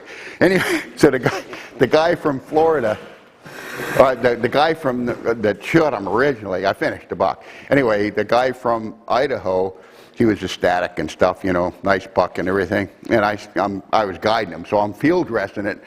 And I look around, the other guy from Florida, his name was Wayne. A guy from Florida, I said, where'd Wayne go? And Richard, the other guy, he says, oh, there he is. And here comes the guy from Florida coming back from where I just shot the buck, you know. And he comes back and he says, you really did that. And I said, what do you mean? And he says, I followed your tracks. He said, I could see where you're walking, and you turned around, and you walked backwards, and I just make this stuff up, you know. I mean, you know, we just make it up as we go along, you know. Here, wait a minute. Let me see here. Here's another. And I'll give my brother credit for this one. These little things that you never think about. These babies, when you get older, all the mid-age, everybody needs the reading glasses, and they come from 125 power to 200 or 375 or something, you know. All right, but my point is, go to the dollar store. When you're tracking a deer, you buy yourself the low power, 120, 125 or whatever, the lowest power you can get. When you're tracking a deer and looking for little specks of blood, and you're down like this, and it's like us old guys trying to read the newspaper, and you put these on, night and day difference. I mean, keep a pair of dollar store 125 power in your fanny pack, night and day difference. 100% improved. You can see 10 times better with those babies on than if you don't use them. I got to tell you another one. When I was guiding in Africa, this one guy shot a warthog, paunched it, and the next day, the guy, the PA, professional hunter, he said, the main tracker, his name was Kiffis, black guy, they're phenomenal, unbelievable. I thought I was a decent tracker. These guys are unbelievable, right? So he said, Kiffis is going to try to track that warthog that the guy shot yesterday. He said, you want to go with him? And yeah, you know, I'd love to. And I was guiding, I wasn't hunting type of right then. And I said, yeah, maybe I'll learn some type of thing. So then the black guy, he doesn't speak English, you know, he grunt a lot, you know. But so anyway, I go with them, and you know, and they'll bend like that. They'll stabilize their sacrum in the back of their back, and they'll go like this, and they're like this, and they'll take a step, you know, like this. and then they'll take a step and they'll see, and the pig wasn't bleeding. It was gastric juices, little gastric, like a shiny, clear liquid. And he'd see it on the weeds and stuff, and I could, he'd point to it and stuff like that. Well, he's bent over, and I'm behind him with my binoculars, and I look out in front of him like 15 yards, and I could see the light, the sun shining on a little, a wet leaf out there. And I'd tap him on the shoulder and walk out there, 15 yards, and then, point to the juices on the grass, and he'd go, he'd just grunt type of thing, right? So anyway, this is 8 o'clock in the morning we started. We tracked that hog till 5 o'clock in the afternoon, and the black guy turns to me and he says, "Pig starting to feed." And I said, "Yeah, I knew that, But anyway, that next day, the guy, the professional hunter, he says, "Oh, it ended up, there's a guy shot the same warthog like a week later. He was fine. He was live type of thing." But anyway, the next day, the professional hunter, he says, "Boy, you really impressed Kiffis yesterday." And I said, "How's that?" And he says, "I don't know what you did," he says, "but he says, fat man, really good tracker." No, wait a minute. All right, well, let's see. Here's another one. I guarantee you, I'd never heard, Smokey, you'll like this one. I guarantee you've never heard or read about this before. And I've been doing this stuff for years, and I just never told anybody about it. I often hunt what you call almost wrong winds, meaning, say I'm in a stand and our predominant wind comes from the southwest, all right? All right, and on the new DVDs, I went to a spot, showed it, explained it. You can understand it a lot easier, all right? All right, so let me go through the scenario. North is this way, all right? Across the fence, hundreds of yards away, there's cultivated food. I mean, a corn or beans or alfalfa or whatever. Food sources up that way. There's a ridge that comes down. There's a fence row right at the base of that ridge. All right. It comes across a fence going north-south. It hits a corner, which is a pinch. The deer follow this way on a southwest wind. You're looking north, the southwest wind like this. They cross in that corner. They'll walk across a flat, go up on the ridge behind me and bed on the main ridge going east-west with the wind at the turnaround, wind at their back, looking down the way they came from, right? My tree stand's over here 15 yards, right? All right, and again, the north is this way, the wind is going this way. My wind is 15 yards over here, so I'm hunting a parallel wind. The wind's going like this, all right? Now, here's the secret. And you got to do this, you set it up, and this is, I don't do this all the time, but I've done it a half dozen times and it works excellent, absolutely excellent. I'll come in and you can either bring in a ladder or climbing stick or climbing whatever, but I want to get up and I'll pick a tree that big around. I mean, a good hefty straight tree with no branches on it. If you don't want to remind me about throwing the screw-in step. But anyway, I go to the hardware store and you get those, I don't know what they call them. It's like a lag bolt with a round circle on the end and an eyelet on the end of it, and they're about 4 inches long and they're $2 or whatever, right? And I paint them black or brown or just this is 6 months prior. Anyway, I'll bring in a ladder and I'll climb up the tree 25 feet maybe, and I'll screw that baby in, that with the eye thing, right? Then I'll put a piece of parachute cord through that and drop it down, and I'll take a second one and screw it in 3 feet from the ground with the eyelet type of thing, and I run the parachute cord between the two eyes. So it's just like a flagpole type of thing, right? All right. Then the secret, okay, I use a paper clip because I take it with me, but I'll loop a paper clip on the parachute cord, right? And then I use ladies' Tampax, the little jobs with the strings on them. perfect. No, don't get the powdery scent ones. Tell your wife what they're in your fanny pack for. But those little jobs with the strings on them, right? I'll tie them to the paper clip, then take your dough and heat, Smoky's dough and heat, push them down into that bottle of scent, pull it out, it permeate, and then just like a flagpole, that baby will go right up there 25 feet. All right. The reason being, an elevated scent like that, up 25 feet, molecules, just through gravity, the scent from the molecules, with the scent will drift down. Your wind is going this way. They'll slowly drift down, type of thing, Yes, some currents go up and swirl and go around, stuff like that. But all I'm saying is a scent dissipated from 25 feet up will carry 10 times further than if you just put it on the ground, type of thing.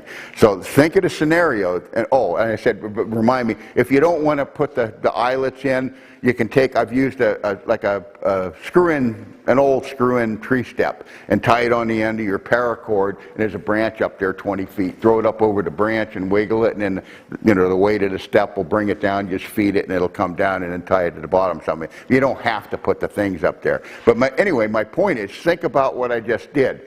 All right, my tree's over there. Over there, my scent is going this way. The scent from I call it a rag pole because you can use a cotton rag also. But anyway, I'm saying the scent from that Tampax way up in the tree is going this way. My scent's going this way. The deer is following a false sense of movement. He thinks he's walking at a headwind, face wind. He comes across from the food source, crosses that flat, crosses a fence, comes across like that, and he hits the scent, downstream scent of that deer, doe and heat, like that. He turns and he follows his nose right up to it. And the boogeyman's sitting right there 15 yards away, I mean, it works slick. And you've used that deer, he doesn't have a clue. You've used that deer's false sense of security, to himself, type of thing. What do I got here? I was talking about, same thing, and I'll make this quick. The wheeze versus a sneeze. A lot of guys, I remember, a deer sneezing sounds very much like a dog sneezing, all right? But I'm saying you need to know this because I remember one year I heard 8 different bucks sneeze before I saw them, type of thing. It sounds like a dog sneezing, But anyway, what it is, I got 2 theories on this. I'm not really positive. But in the fall, and it's always like, in October and stuff, that's when you hear them and so forth. But the deer, if you got I call it a sweet oak, if you got an oak with good sweet acorns and the drip line from the tree, the acorns drop straight down, and the deer right on, and the leaves underneath the tree are pulverized. It's like almost like a dust, right? And they're scrounging around in that, dust, and it's just like us smelling pepper. And I think they inhale while they're picking up an acorn or whatever, and they'll sneeze type of. That's one theory. The other theory, and I don't know which is accurate, it's a bot fly. And I don't know, some of you guys are, any taxidermists in here?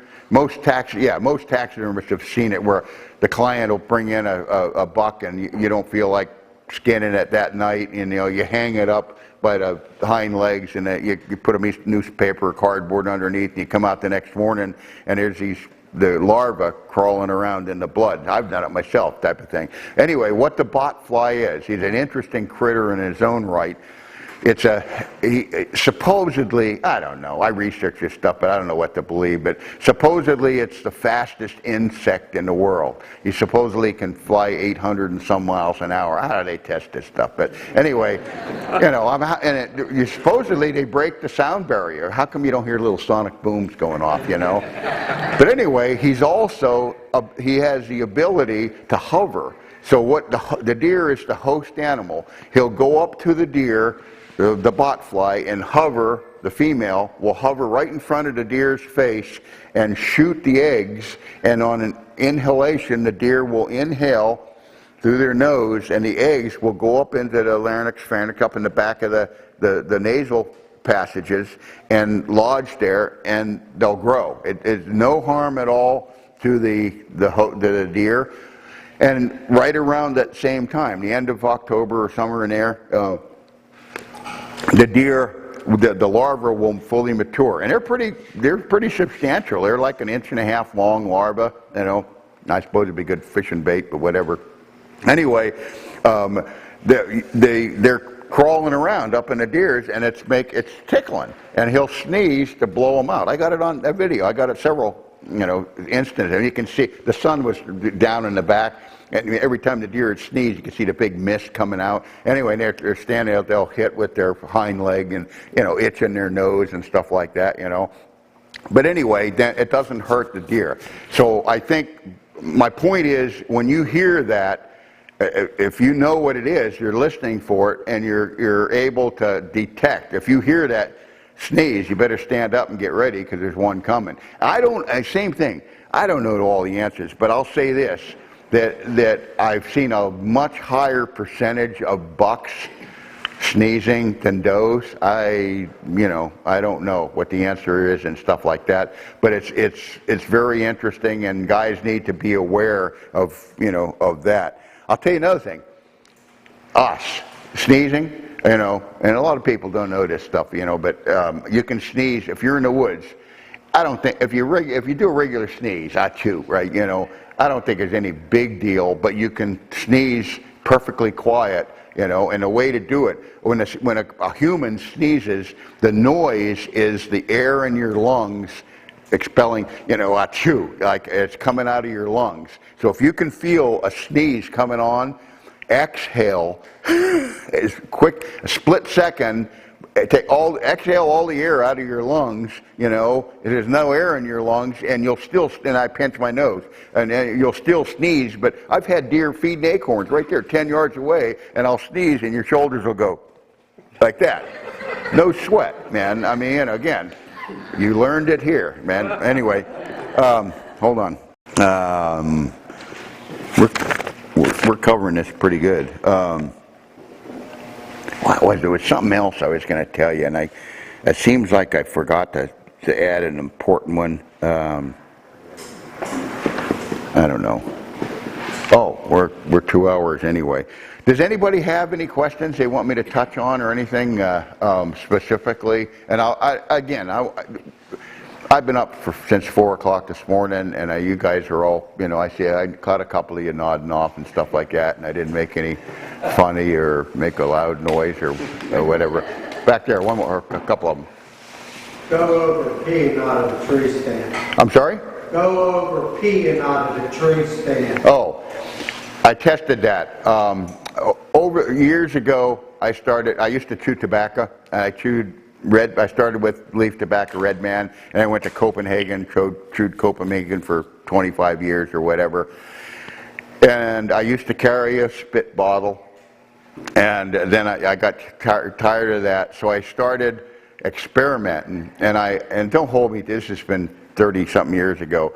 And I think I've spit both saliva and chewing tobacco on 6 species of animal: white-tailed muley, black bear, grizz, moose, elk, type of thing. Never had. I did hit a black bear in the eye with some Red Man, and he did some backflips, But normally, I mean, I'll spit tobacco on their shoulder, and they'll lick it off. No fear whatsoever, right?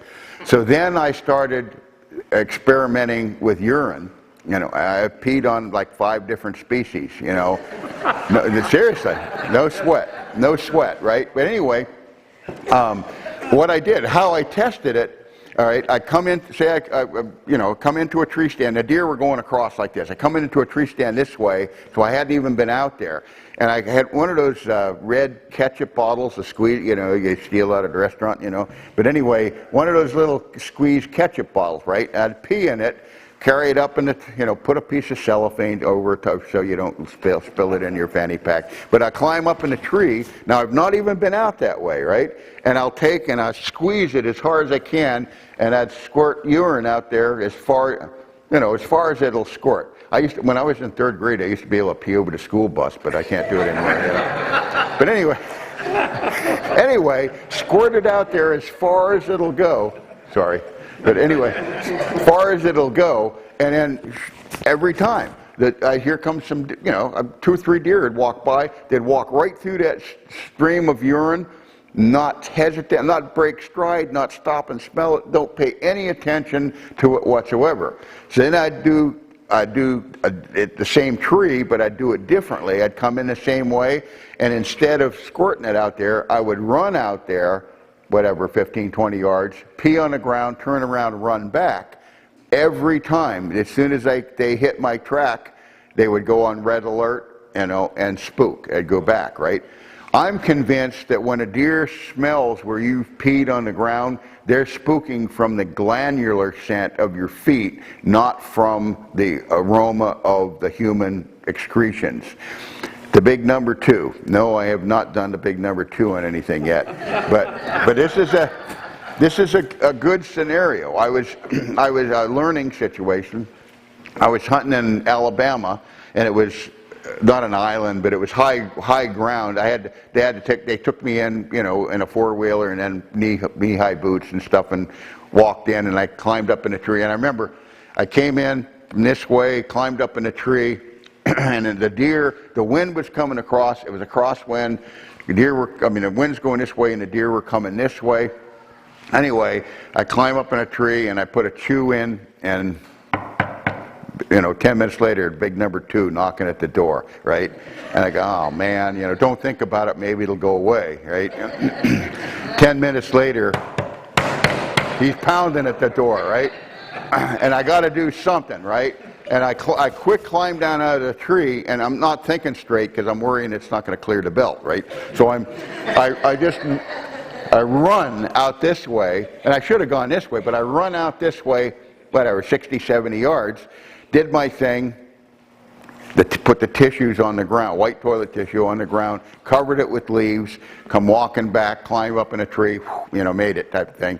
All right, the next hour, I had 3 single mature adult does, and again, the wind blew the leaves off of the toilet tissue, and I could see the white tissue laying over there type of thing.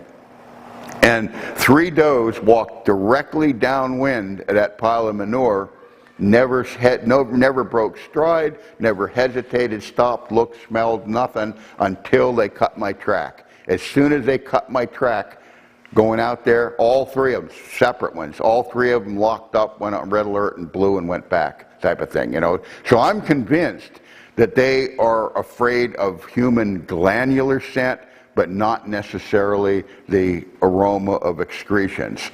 I urinate out of the stand, don't bat an eye type of thing, and no problem whatsoever. If you pee out of the stand in a big buck bust you, don't write me a flame letter. I'm just telling you what works for me and stuff like that. Let me see here. I think we got a lot of that covered, but I usually end my talks with a humorous story, and I've got several of them here. And over the years, I got a bunch of them, and they're all true. I swear to God, these are true. But there's a couple of them, and the one is with the bear that I shot in. Well, let me tell you. I'll tell you 2 of them. I'll cut them real short, right? Back in the 90s, what was that movie? Hannibal, Hector. What was the name? Huh? Hannibal Lecter. Yeah. What was it? Hannibal Lecter. Okay. Whatever year that movie came. Yeah. Whatever year that movie came out. What was the name of the movie? You remember? Silence of the Lambs. Yeah, Silence of the Lambs. Right. It was that year. I was getting ready to go on a whitetail hunt. I live in western Montana on the west side of the divide. And in the fall, the bears get in the huckleberries. If you have a mass big huckleberry crop, they're kind of scattered everywhere. If you have a bad year, there's not all the huckleberries are one little area, and there's bear all over the place, right? So I was going bear hunting that afternoon, and then I was going to leave and go to eastern Montana to go hunt whitetails, right? Anyway, as luck would have it, this young fella, he's a kid. Back then he was in high school. Anyway, he calls me, and hey, how's it going? He's a high school kid, nice kid. I probably shouldn't use his name, but his initials are Mike Prescott. But anyway, Prescott, he calls me and he says, hey, hey, what's up, And I says, I'm going bear hunting this afternoon and I'm going, over your way and stuff. Oh, man. And he lives, I don't know, 8 hours east of me, and there's no bear over where he lives. There's no bear over in the prairie. And he says, oh man, I'd love to eat a bear. He says, I've never eaten bear meat, and I'd love, And I said, well, if I get one, I'll bring it to you. Oh, cool, right? As luck would have it, I shoot this nice 250-pound boar. Right now, for those of you, I don't know, most of you know, when you skin a bear, you down up the stomach, down the back legs, and up here, and you cut the wrists off. And then, cut the head off, and it's like a bear rug, like a thing. But the remaining carcass looks very muscular. It looks like a human. Looks like me when I'm naked, right? I mean, it looks like a human being, right? So I skin this bear, throw the hide in the freezer, put the tag on the meat, and I threw it in the back of my rig and took off. I mean, I was late now because I had the bear, but I get the thing done. So I head for eastern Montana. I get to his house. I don't remember if that night or the next day, I guess it was. But I get to his house, go knock on the door, and there's nobody home, right? So I go down to the garage, and the garage door is open, and here in the garage, it was unlocked. I open the garage door, and here on the floor was a wooden pallet. And I went, perfect. He'll be elevated, and the air circulate underneath him and stuff. So I lay this bear carcass on the wooden pallet. Right? Now I got blood in my hands, and I look over on the floor, and there's a pile of rags laying on the floor, and I pick up this, it was a white T-shirt, and I'm wiping the blood off my hands, and I thought, if I put the T-shirt on that carcass, it's going to keep the flies out and everything, and it'll be good for it, right? So I pull, I pull this T-shirt on him, right? Now my hands are all bloody again, right? So I go over in the pile, and here's a pair of whitey tighties, right? So I wipe my hands, and something clicks in my brain, So I pull the briefs on this. Hey, he looked pretty cool, right? But he's laying there on the, they're like the dead guy, right? He's laying there on the. So I shut the garage door and I went on hunting. A week later, I come back. And I stopped and said, hey, how'd you like that little present I dropped you? And he says, hey, man, you're in deep trouble. And I said, who, me? He says, yeah. And I said, about what? And he says, that bear. And I said, what about it? And he says, I said, you weren't home. I put it on the pallets and stuff. He says, and I didn't know that. I thought he was at the store or the movies or something, Here he and his dad and his little buddy went antelope hunting for 4 days. So they come home from the antelope trip, and the bear carcass is spoiled, which is that time in Montana, you didn't have to eat bear meat. It was like 30% of them had trichinosis, brucellosis. It was a trophy animal. You didn't have to eat the meat, But anyway, my point was, I said to him, the fact that I left, that was me, I left the bear there and all this stuff.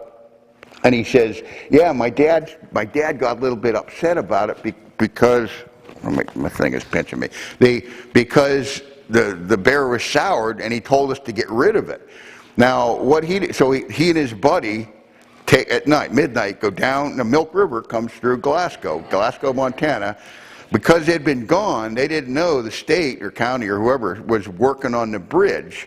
So they get to heave-ho on 3. They throw this bear off the bridge, right? There's no splash. And they shine the light, and here, they're working on the bridge. The workers, they put a safety net to catch anybody that fell under the bridge. So the next morning, it gets light, and it was right near the Indian reservation, right? And the workers come in, and they think it was at Silence of the Lamb Day. At the same time, they think it's a decapitated Indian. Somebody killed some Indian, cut his head off. Right? He said, Mike, he says, man, we had reservation police, state police, the sheriffs, helicopters, tracking dogs, game, and your tag was on it, They wanted to talk to me, so I had to go in, Fish and Game. They had the Captain Warden's office. I'm the guy that shot the bear in the Fruit of the Looms, And he goes like this, He does one of these. So he takes me in his office and he says, you really didn't do anything that we can fine you for. You know, I can't write you any kind of citations, but I ask you, please do not ever do that again. You know, okay? So, and I left, you know, no sweat, you know, but anyway, I got to tell you this one is one of my favorites too. I don't know, whatever, 5 years. I say I'm obviously accident prone. I've been treed by grids and charged by lions and, bears and warthogs. I wrote that book, and it's all true stories. Since I wrote that book, I fell off a cliff and busted my front tooth, and I had to shoot two hogs, a self-defense, in one day, you know, and they charged me. Anyway, I had to shoot my way out. So anyway, Gene and I are in Texas hunting hogs. And we were there for 6 weeks. 25 guys would come in, would hunt for a week, and they'd go home, and we'd go to a different area and come back, and we'd go back, and we were hunting hard. But light to dark for 6 weeks, right? It was the next to the last day of the 6th week. It was an older guy, he was 80-something from Wisconsin.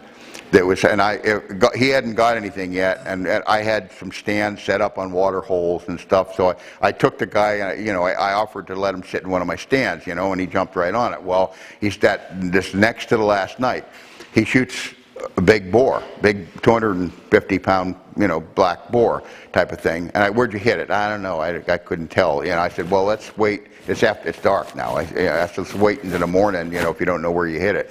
So next morning, he and I and Gene go in, and I'm in the middle, my brother's on the right behind me, and this old guy is back behind me on the left. And I'm tracking it, and I look up, and there's the boar. He's laying on his side, you know, I thought he was dead. He was laying flat on the ground, and I just turned to the guy and to tell him, you know, there he is type of thing, and I just turned like that, and this arrow goes, it was safe, he was off to the side, but this arrow goes flying, you know, and he missed him, and he's shooting a recurve. Anyway, he shoots, and it misses, the arrow sticks in the ground, the hog jumps up, looks at the guy, looks at Gene, and charges me, right? You know, and this is a learning situation too. Anyway, the thing's coming at me, full bore, no pun intended, right? Anyway, he's coming right to me. I did pretty good on that one. He was probably 18, 20 feet, and I shot and I hit right here, and the arrow came out right, you know, in his armpit. But his momentum kept him coming. Now this is where you learn. Seriously, if anything like this ever happens to anybody, the best, you can't get an arrow on the string fast enough because they're right on you. Throw your bow right in their face, and they will fight with your bow for a couple seconds and give you 2 or 3 strides to get a lead on them type of thing, right? So anyway, I shot, the arrow went through, I knew it was good, but I threw the bow in his face, and I turned to run, and there was a mesquite, a tree that big around, and I shinnied up the tree, you know, it's 70-something years old, and but I could barely, fat guy, can barely make it up the tree, right? Well, the hog, he died, right? In fact, when I came down to the tree, I almost stepped in my boat tip, right? But he's dead, right? And Gene says, oh man, that would have made cool video, you know? Oh yeah, right? You know, when you do it again, right? So anyway, we got him and stuff. That was in the morning. So that afternoon, Gene went to a pond, or a water hole 5 miles away, a 42,000 acre ranch. Anyway, and I went to another water hole, and I'm sneaking into it, and there's a group of hogs at the water hole. So I catch the wind and stuff like that, and I come around, and I had a tree stand there, but you know, I couldn't get into it. But I stalk them, I come out like this, and I picked it was a big dry sow, black sow type of thing, got up on her, you know, nailed her, looked perfect, looked great, you know. She ran up a little hill and then flat on the top. I remember I gave it like 20 minutes, you know, just to be sure. And I walk up there, and there she is laying on her side. And, you know, same thing. I thought it was dead, but I'll put an arrow on the string, you know, just to be sure. Put an arrow on the string, and I'm walking up to it, and I get, I don't know, here's the wall type of thing, you know, like right there. And all of a sudden she heard me and jumps up on her feet and looks, and the other one did the same thing in the morning. Right before it charged, it dropped its head, right? Well, this one did the same thing, looked at me and drops her head like this, and here she comes, right? And I look around, and there's no trees around. I'm gonna take it like a man, right? You know, so I stand right there, and I waited, and I literally, when I was trying to brain shoot her, and I literally, she wasn't, I don't know, 12 feet from me when I shot, and I hit her a little low, like right where the top of the nose, and not right between the eyes, but right in the top of the nose. But it knocked her off her feet, and then she jumped back up, and I threw the bow in her face, and she started fighting with it, and I turned and I tried to run. I didn't make it 2 steps, tripped over my own feet, and I landed right flat in a big bed of prickly pear cactus. And I mean, thousands and thousands of cactus thorns in me, right? And she's right on me. In fact, she threw the bow at me, and I threw it back. Here, you take it again. But anyway, it was interesting. But I was kicking her in the face and stuff. Trying to, and my arm really hurt and all this stuff. Anyway, finally, and it was interesting because when I was on the ground, she was dominant and I was subordinate. And then finally, she started to back up, and I thought she had my bow, and I thought she was leaving. And I thought, maybe she's just going to get a run and start, So I reached down and I took my bow away from her and put an arrow on, and I shot her and finished her, right? So, I got literally thousands of thorns in my arm and my back and my butt and my legs and all this stuff, right? So I called, it was, again, the last hour of the last day of 6 weeks, and I called my brother, he's 5 miles away. And I called him. I got 1 bar on the cell phone, and I hit, what do you want? What do you want? And I says, hey, you're not gonna believe this, but I got charged again. And I said I had to, shoot my way out and kill him in hand-to-hand combat. And I says, I'm hurt. I says, come get me, type of thing. And he's just silence, and he says, what do you mean you're hurt? And I says, I don't know. I think my arm's busted. I don't know. But anyway, he said, are you bleeding? And I said, no, I'm not bleeding, but I think my arm's busted. And he said, if you ain't bleeding, you ain't needing. Cowboy up. I'll be there after dark. He wants to hunt the last hour of prime time. Well, I got upset with him and ended up, I hung up on him, and then. It gets so he finally 5-10 minutes later he calls me, and right, I'll come and get you. He says, but don't forget to pull that ladder at the pond, and sure enough, I get a busted arm, right? Anyway, I end up, he comes and gets me, and it was like 14-hour drive home. We're driving home, and Susan was back east visiting her sister, and I've been 6 weeks. I've been sleeping on cots and laying on the ground, and I was really looking forward. Now, Gene, he would pull the thorns out of my legs and out of my shoulder, but he would not pull them out of my buttocks, right? So I ride home, and they kept breaking off, so they're right at the surface. I'm looking forward to getting a good night's sleep in my own bed, right? And I get home, and I go to bed, and the sheet, those little fiber, and the big ones would come out, but those little fiber ones that broke off would tickle in. It hurt like hell. Pain type of thing. Country boy will survive, right? So I get up, that silver duct tape, I duct tape my ass. And hey, slept like a baby, man. But anyway, we gotta wrap this up. It's 2 hours and 20 minutes. So I hope you got your money's worth. If you haven't, yeah.